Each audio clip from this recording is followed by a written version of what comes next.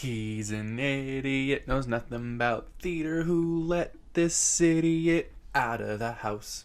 So, Golden Age starts in 1910. No. What about the Granddaddies, Aurora? That's technically called the Jazz Age.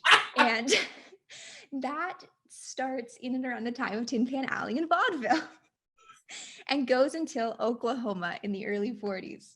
There. There, you said it. But then the Golden Age stretches from Oklahoma until Fiddler on the Roof.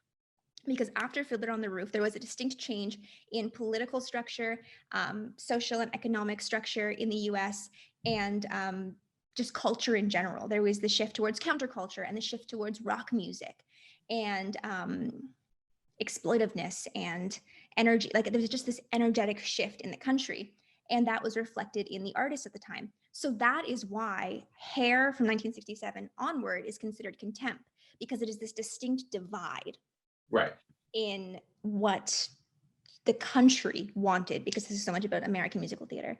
It's this distinct divide, and that is where contempt comes from. The other reason why it's called contemporary musical theater is because it lines up with contemporary classical music, like the Philip Glass era started in the mid to late 60s and went on.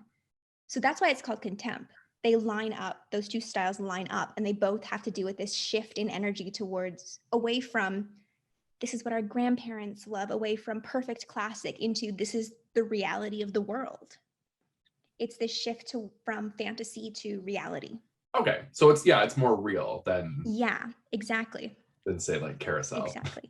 And that's exactly. And that's why modern musical theater is still considered contempt, because it still is that extrapolation upon the reality, Okay. not everything of course falls into that. Like if you look at Gentleman's Guide to Love and Murder, that is a contemporary style show, a Golden Age style show done in a contemporary era. Right. And like the reason why Gentleman's Guide works to say it's a Golden Age style, Golden Age like era show in a contempt era is because of the sound of the music. Right. The story itself is more of a contemporary story for musical theater, but the sound and the timbre of the music gives way to that. I mean, you're the expert on this. I disagree with the fact that story is contemporary, but well, it's not completely. Don't get me wrong. It's not completely, because I could totally see Rodgers and Hammerstein writing something like that. Like that is anything goes. You know what? You're right. That is just anything goes. You know what? I take it back. You're right. You're absolutely right. So my first question is more of a safe question for you. What is your worst theater accident you've incurred? Scary. Worst things ever happened to me on stage. I had an allergic reaction before a production of Hairspray. Good. And and so I took some Tums just to like make me feel better, and then I had an allergic reaction to Tums as I was going on stage, and I did the whole show basically blind. Like I could not see a foot in front of me. And the scariest thing that happened was walking off stage, not knowing where the curtain line was and falling into people's arms. I love that for you. I love that for you.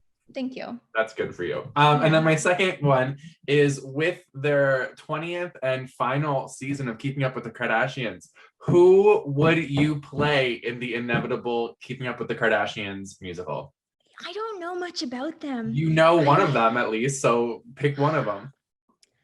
Who's the... My mind immediately went to Chloe, because she feels like the sanest one of them all from what I've seen.